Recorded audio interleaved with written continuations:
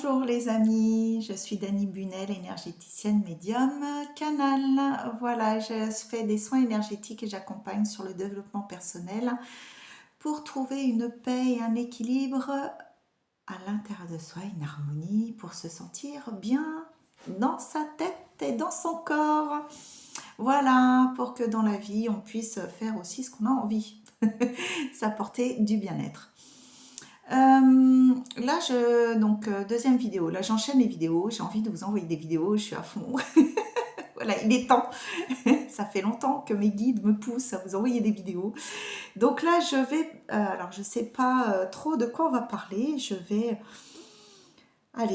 me concentrer et je vais voir un petit peu ce que mes guides ont envie de me dire et envie de transmettre comme message.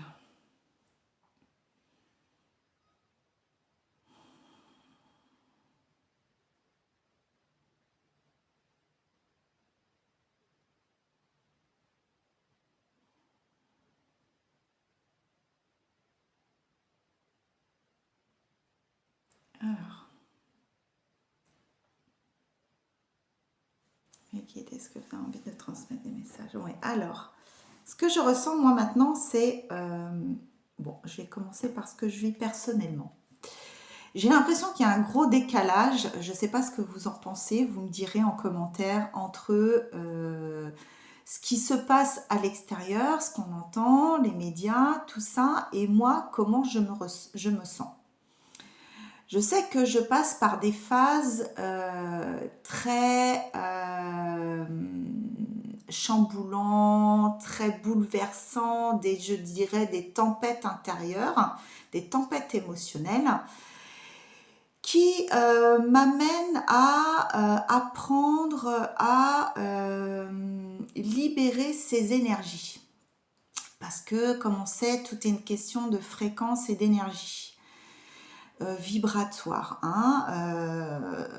Pour ceux qui savent et qui vont me regarder de plus en plus, auront déjà, je pense, commencé à apprendre à s'observer, à peut-être faire des méditations, pouvoir savoir rééquilibrer ses énergies, voilà, et s'observer. Donc, moi, maintenant, je me ressens bien sûr, entre chaque phase, parce que c'est des phases, c'est des cycles que l'on vit, je ressens une paix. Et je me sens totalement en décalage avec ce qui se passe. Alors peut-être aussi c'est mon côté où j'ai tendance à un peu m'isoler, voilà, à ne pas écouter les médias. Voilà, je pense qu'aussi par ma manière de vivre, cela me permet peut-être de ne pas être impacté par ces énergies, enfin du moins au quotidien. Donc cela me permet de trouver un équilibre à l'intérieur de moi et de ne pas être influencée par tout ce qui se passe malgré que bien sûr ça me rend triste et je suis quand même, je reste informée de ce qui se passe, c'est important quand même, bien sûr, bien évidemment. Mais au quotidien, du coup, je cherche toujours à essayer de m'apporter un bien-être, une énergie qui va être plutôt positive, qui va me faire monter dans mes fréquences. Donc ça va être, je fais beaucoup de méditation, beaucoup, beaucoup. Tous les jours, je fais des méditations.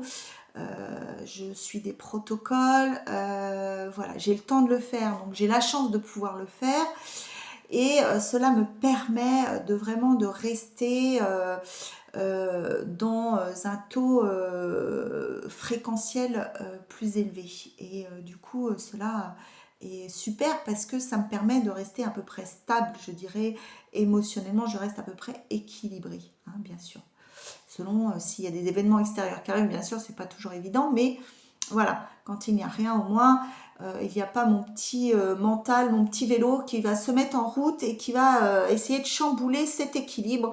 Voilà, parce que c'est vraiment ce à quoi on est, c'est on jongle, je dirais, énergétiquement entre les énergies qui peuvent arriver de l'extérieur et nos propres énergies qui peuvent être impactées justement. Et donc c'est là où on est demandé à se recentrer dans notre chakra du cœur et à trouver cet équilibre.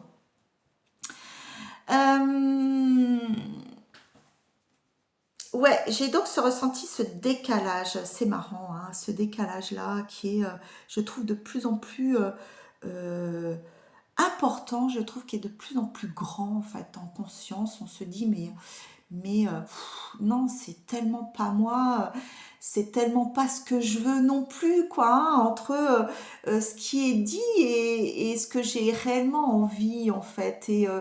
Et je m'aligne complètement et j'essaye de mettre au quotidien justement ce qui vibre en moi, ce que j'ai envie de transmettre.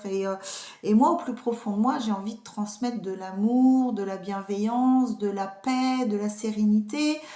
Euh, et d'accompagner justement dans ce sens-là par des petits conseils, si je peux me permettre, parce que voilà, après, moi, c'est à mon niveau de conscience et Dieu sait que lui a toutes les réponses, mais que moi, je ne les ai pas. Et donc, c'est à chacun aussi de prendre sa responsabilité et d'aller chercher ses propres réponses. Euh, mais j'ai la chance de vivre des expériences incroyables dans les énergies. C'est fou, quoi. C'est fou par où les choses que je passe et ce que je vis au quotidien parce que ça a été très rapide. Hein. Bon, depuis toute petite, j'ai des ressentis. Tout le monde les a de toute façon. Après, à un moment donné, selon si on vit un traumatisme ou pas, on ferme, ou qu'on a envie d'y aller ou pas, on ferme la porte et puis basta, et puis on y retournera peut-être plus tard ou peut-être pas, et peu importe. On est amené de toute façon à développer et à y aller selon notre rythme et selon ce qu'on a décidé de vivre avant dans cette vie-là, avant de s'incarner. Euh, Pour moi, en fait, les expériences, bon, je vais parler un petit peu de moi pour que vous appreniez à me connaître un petit peu. Bon, depuis toute petite, j'ai des ressentis. J'ai fermé à un moment donné parce que, voilà, ça me faisait peur. On n'en parlait pas vraiment. Je suis de la génération des années 70.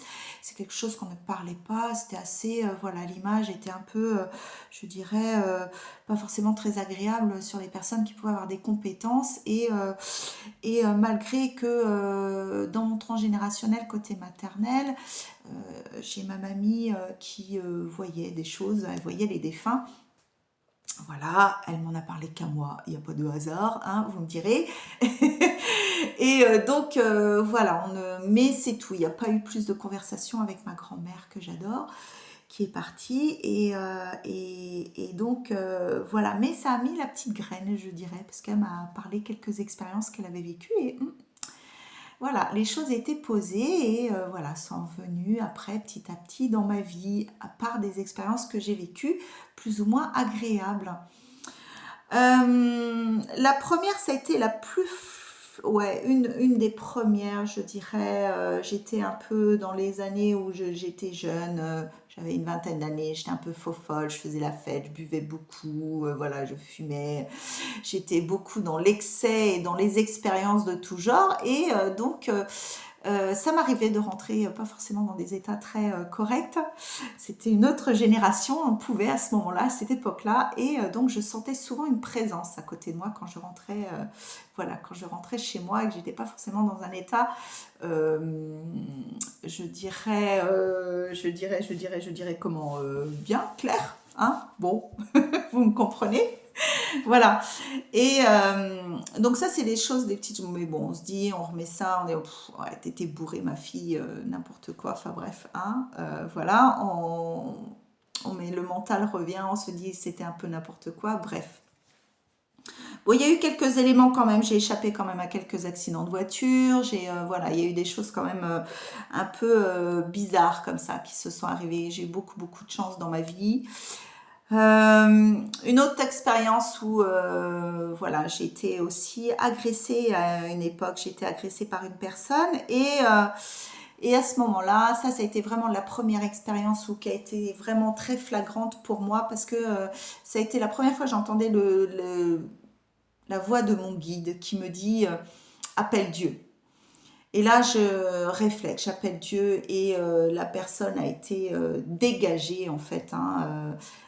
Dans cette expérience, elle est partie, voilà, et j'ai pu me sortir de cette situation. Bon, après, c'est resté comme ça. Je suis pas retournée vraiment à penser à ce qui s'était passé parce que j'étais quand même sous le choc de ce que je vivais à ce moment-là. Je ne vais pas rentrer dans les détails parce que j'ai pas envie. Mais voilà, ça a été la première fois que j'ai entendu cette voix qui me disait, voilà, qui m'a... non, c'est pas été la première fois, ça a été la deuxième fois. Pardon. La première fois, j'étais plus petite.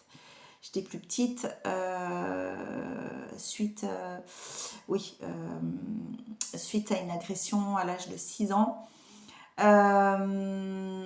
Après cette agression, j'ai ma petite voix, enfin cette petite voix qui me dit surtout tu n'en parles pas parce que voilà, sinon dans mon ressenti, j'avais peur qu'on m'enlève à mes parents, que enfin voilà, qu'on me mette en foyer ou aux services sociaux qui s'en mêlent et donc c'était pas du tout conseillé pour moi.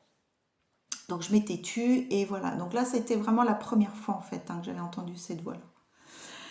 Ma petite voix, mon guide, mon ange gardien, un peu importe comment on l'appelle, notre moi supérieur, ça c'est propre à chacun, c'est à vous de décider comment vous voulez l'appeler. Moi je dirais que c'était mon ange gardien, j'aime bien. J'aime bien aussi faire cette différence. Je sens quand c'est mon ange gardien ou quand c'est mon moi supérieur. C'est deux énergies différentes. Euh, Ensuite, c'est vrai que, bon, après, voilà, la vie a continué et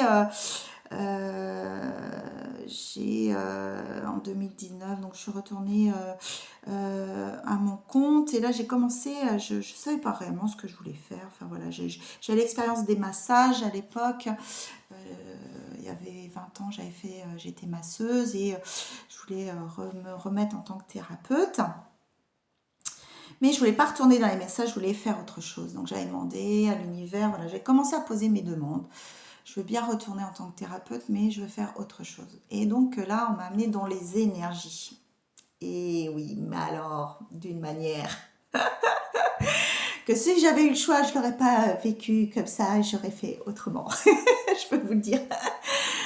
Euh, à cette époque-là, forcément, je recherchais du contact avec des thérapeutes, avec des personnes qui étaient dans le milieu du bien-être pour voilà, me refaire un réseau et puis voir un petit peu ce qui se passait.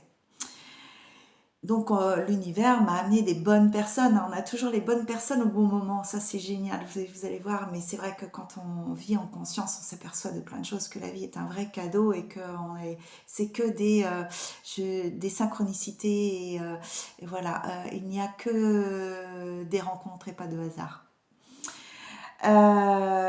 Donc j'avais commencé à voir un petit peu sur les réseaux ce qui se passait. On commençait à parler beaucoup de méditation guidée, nanana, pour apprendre à ce que c'est que la spiritualité, tout ça. Donc j'ai commencé à lire des livres, j'ai commencé à faire des méditations guidées sur Internet. Et là, suite à une méditation, j'entends une voix qui me dit allez Dani, va faire une prière, va prier, va dans une église, va allumer un cierge et va prier. Oh, puis moi, oh, ouais, pourquoi pas, tiens donc, allez, je vais aller faire ma petite béa de la journée, j'allais faire une prière, voilà, pour l'univers, enfin pour notre terre, pour l'humanité, voilà, qu'il y ait la paix sur notre terre, tout ça. Donc je pars dans une église près de chez moi. Je rentre dans cette église, je commence à me mettre devant la statue de la Vierge Marie, de Jésus, voilà. Et je commence à prier, tout ça. Puis d'un coup, je vois dans l'église, je vois juste à côté de moi qui passe comme ça, je vois une ombre noire qui passe. Je fais, oh, n'importe quoi, Dani, qu'est-ce que t'as vu? Enfin bref. J'y fais pas gaffe, je me dis mais n'importe quoi, j'ai halluciné. Bref, je continue à faire mes petites prières, tout ça. Puis au moment de repartir, je passe devant la statue de Saint Joseph. Et là, j'entends une voix dans ma tête et qui blasphème. Et là, j'ai eu mais un truc de fou. J'ai dit non mais c'est pas moi, là, c'est quoi ce truc? Mais j'ai eu peur, et puis culpabilité, et puis je me suis dit mais non mais ça va pas, et puis du coup je suis allée devant la statue de Jésus pour prier, demander pardon, mais mon Dieu excusez-moi, mais c'est pas moi et tout, excusez-moi, je suis désolée, nanani nanana, et du coup j'étais vraiment pas bien, je me suis dit mais c'est quoi ce truc quoi, et du coup je suis repartie après, je suis repartie de l'église. Le jour-là, j'avais d'autres choses à faire. J'allais chercher mon fils, enfin bref. Et je vais, avant de boire un café, dans un bar, je me pose dans un bar, je vais boire un café et réfléchir un petit peu à ce qui s'était passé avant d'aller chercher mon fils. Et là, je reçois un coup de fil, que des merdes et tout, machin. Je dis, oh punaise, c'est quoi ce bordel? Je rentre chez moi après, je fais ce que j'ai à faire. Et là, je me sens pas bien. Je fais un truc qui va pas. Et comme il n'y a jamais de hasard, comme je vous disais tout à l'heure, j'avais rencontré un thérapeute à l'époque qui, voilà, qui faisait des soins et qui était aussi exorciseur. Et donc, je lui explique ce qui se passe, ce qui s'est passé à l'église, tout ça. Et là, elle me fait, oh, Dani, là, c'est pas bon du tout. Il faut absolument que tu viennes me voir parce qu'il ne faut pas que tu restes comme ça. Et c'est avéré que j'avais été incorporée par une entité. Donc, le lendemain, je suis partie chez cet ami-là qui m'a du coup pris en charge. Mais sauf que sur la route, je n'avais plus le visage que vous voyez en face de vous. J'avais les lèvres qui descendaient comme ça, j'avais plus le même regard, je me voyais dans le rétro, c'était plus moi. Et dans ma tête qui faisait Dani, fonce dans la voiture, Dani, fonce dans la voiture. Et ce truc-là voulait que j'ai un accident de voiture en fait. Sauf qu'à ce moment-là, chez moi, je suis une femme battante, je suis forte et déterminée. J'ai dit, hors de question, je vais où je dois aller, chez mon ami. Et donc, je pars chez lui. Et à ce moment-là, il me fait le soin, il me fait tout ce qu'il y a à faire. Et je rentre chez moi, j'avais pris, alors la veille, il m'avait donné quelques trucs à faire, hein, une douche nettoyante et tout, j'avais pris 10 cm de ventre, voilà, moi j'ai flippé grave quand même, ça a été la première expérience comme ça d'incorporation. Je peux vous dire que j'ai eu les chocottes de ma vie, j'ai prié, j'ai dit mon Dieu, mais qu'est-ce qui se passe? Ça a été la trouille de ma vie, hein, peux vous l'affirmer, hein. Bon, ça ne se passe, je vous rassure, ça ne se passe pas pour tout le monde comme ça, heureusement, chacun ses expériences. Moi, je pense que je suis d'un tempérament assez têtu et que j'ai besoin de vivre les choses intensément pour pouvoir y croire. Bon, je pars de ça, en fait, hein, à la base. Donc voilà, donc dans l'intensité, là, je ne pouvais plus nier les choses et me dire, oh non, ça n'existe pas. Et là, vraiment, la vie m'a dit, ma cocotte, il faut que tu y ailles, il est grand temps que tu ailles dans les énergies et que tu ailles faire ce que tu as à faire. Donc voilà, donc ça a été la première expérience qui m'a quand même traumatisée, hein. J'ai mis du temps à m'en remettre, mais bon, comme vous voyez, je suis toujours vivante et tout va bien. Et j'ai appris aussi, ce qui ne nous tue pas nous renforce. Et ça, c'est une devise que je garde toujours. Ce qui ne me tue pas me rend plus forte. Ça, c'est très important. Et je suis une guerrière, je suis une battante et je ne me laisserai pas faire. Et donc, à partir de ce moment, c'est là qu'on commence à reprendre son pouvoir face aux énergies. Et oui, ça passe par là, les prises de conscience et se dire non, ne pas être dans le déni, mais au contraire, les regarder en face. Et oui, c'est pas toujours agréable, mais à partir du moment où on décide de reprendre son pouvoir, eh bien, les choses commencent à se mettre en place pour nous, pour qu'on puisse avancer, ne plus vivre dans la peur. Parce que oui, bien évidemment, chaque nouvelle expérience peut faire peur, mais à fur et à mesure qu'on apprend, qu'on vit des choses, eh ben, la peur disparaît parce qu'en fait, on s'aperçoit de notre propre pouvoir.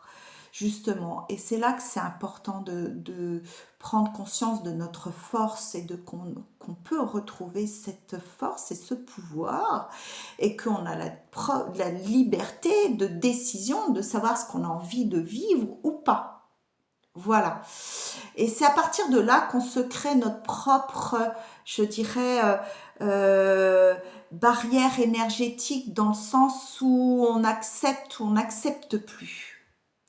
Et c'est là qu'est notre liberté. C'est là qu'est vraiment notre souveraineté en fait. Au départ, on n'y est pas, parce que c'est normal. Par l'expérience, on va apprendre aussi notre mode de fonctionnement. Quel est notre système de défense, comment on va réagir face à ça et à quoi ça va nous ramener, nos blessures, notre force, notre capacité, croire en soi aussi, c'est très important. La foi en quelque chose de bien plus grand aussi, tout ça c'est un cheminement en fait. Voilà. Donc c'est passé par là. Et il y a eu bien d'autres après, d'autres expériences que j'ai vécues et je vous raconterai ça dans une autre vidéo. Si cela eh bien, vous a plu, je serais ravie de partager mes autres expériences euh, et, euh, et que la vie nous amène toujours l'aide. En tout cas, la leçon de cette expérience, c'est qu'on a toujours l'aide dont on a besoin en fait à chaque moment des expériences qu'on vit. Et ça, c'est chouette. Ça, c'est chouette parce que ça nous donne de l'espoir et de la foi. Ça fait grandir notre foi et l'espoir que, voilà, on est aidé, qu'on n'est pas tout seul. Voilà, et bien écoutez, je vous souhaite une belle continuation. Surtout, prenez bien soin de vous. Paix et amour sur notre terre et dans nos cœurs. À bientôt. Bye!